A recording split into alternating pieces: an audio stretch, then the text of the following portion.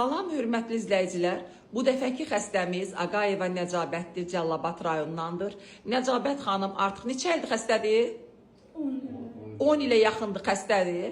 Nakom atırmış, özdə yeməkdən sonra atırmış nakomu necəsə. Həm psixi, həm fiziki travmalardan sonra bu yerə gəlib çatıb. Gecə kilidlənmələri, yuxu pozğuntuları, səhti yatmalar var.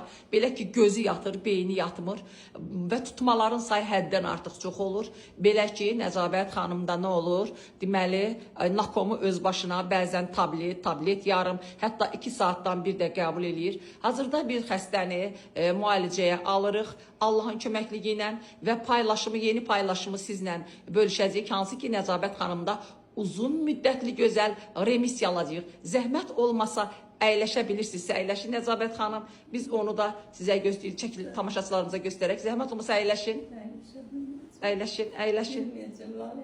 Kömək ilə əyləşsin, kömək ilə əyləşsin. Aha.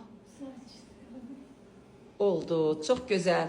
İnşallah Nəcabət xanımın normal çəkilişlərini sizə göstərmək şərt ümidi ilə xoşça qalın.